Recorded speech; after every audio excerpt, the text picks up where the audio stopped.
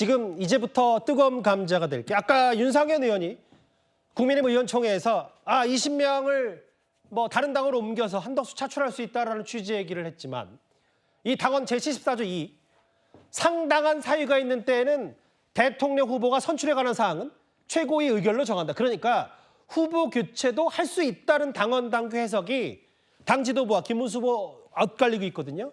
당 지도부 생각, 상당한 사유, 후보 교체 가능성 화면을 저희가 준비했습니다.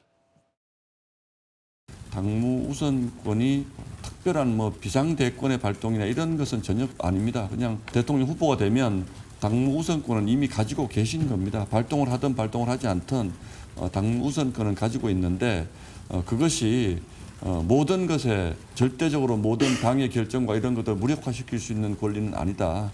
가능하다라고 보고 있습니다.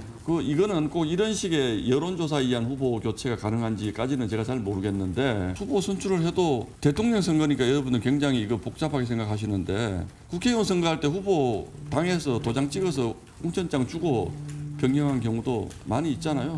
어제 후보가 한덕수 후보와의 대화에서 내가 당이다라고 얘기하는 것은 굉장히 잘못된 표현입니다. 아무리 대선 후보라도 당대표 격의 당무 우선권을 갖는다고 하더라도 내가 당이다라는 건 당원을 위배한 거다라는 거예요. 최진봉 교수님. 네.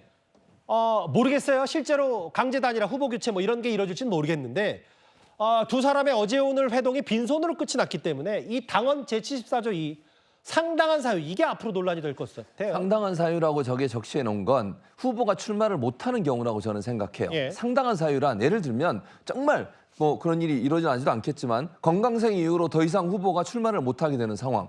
여러 가지 상황 때문에 선출된 후보가 출마할 수 없는 상황이 상당한 사유지 여론조사 결과 가지고 상당한 사유로 얘기하는 거 말이 안 되는 거죠. 그건 논리적으로 말도 안 되고요. 제가 볼 때는 저 사유로 만약에 단일화를 소극적으로 한다는 이유만으로 바꿔버린다? 제가 볼 때는 그건 엄청난 후폭풍이 올 뿐만 아니라 법적으로도 큰 문제가 될 거라고 생각합니다. 예. 3번의 경선을 통해서 아무 문제 없이 김문수라는 사람이 후보가 된 거잖아요. 그리고 당무 우선권이 있는데 왜 당 지도부는 이런 일을 하면서 상의를 안 하는 거죠?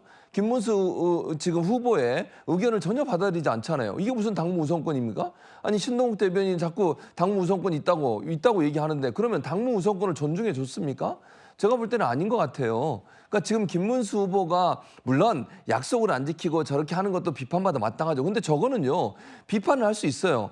그러나 절차적 문제에 있어서 하자가 있다고 보기 어렵다는 말씀을 드리는 거예요. 생각을 바꿨으니까 당신은 문제가 있어. 이거 가지고 처벌을 하거나 아니면 규정을 들이밀어서 후보를 바꿀 수가 있는 겁니까? 저는 불가능하다고 생각합니다. 그러면 당무 우선권이 있는 김문수 후보에게 예. 의견을 묻고 설득을 했어야죠. 이런 식으로 밀어붙이는 식으로 하는 것이 과연 맞느냐. 이거는 저는 아니라고 봅니다. 이게 과연 김문수 후보 쪽이 유리하겠습니까? 아니면 지금 당권을 갖고 있는 두 사람에게 유리하겠습니까? 저는 김문수 후보 쪽이 유리하다고 생각해요. 당권을 갖고 있더라도 당무 우선권을 갖고 있는 사람한테 의견 묻고 또 당사자가 어떤 생각을 갖고 있는지 그 의견을 듣고서 결정을 해야지 이런 식으로 일방적으로 밀어붙이는 것은 저는 타당하지 않다고 생각합니다. 그러니까 당무 우선권 그리고 교체 이 얘기 후보 교체 이거 내 마음대로 될 수 있다는 건 재양주 총재 시절이고 당원 당규상 대선 후보 교체 가능하다. 다음 화면을 볼게요.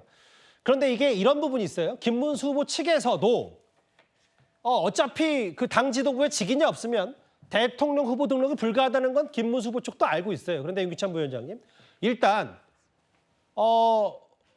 가처분 소송을 냈단 말이죠. 김문수 후보가 직접.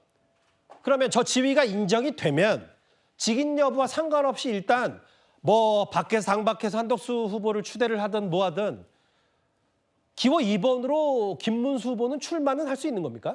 아마 이제 그런 걸 염두에 두고 가처분 신청을 한 것으로 이해가 되는데 지금 국내심의 21대 대통령 후보 김문수 이 지위에 대해서는 그 누구도 다투질 않고 있어요. 예. 그러니까 선출 과정에 문제가 있기 때문에 후보 지위를 인정하지 못한다 이렇게는 그 누구도 얘기하고 있지 않거든요. 예. 그 이후에 사실 선거라는 것은 승리를 위한 정략적인 그 국민의 시민의 당의 어떤 결정인데 이 정략적인 측면에서 이대로 단일화 없으면 저희는 선거에 질 가능성이 크다라고 판단 이후에 거기에 대한 보완을 요청하는 부분이 있는 예. 거죠.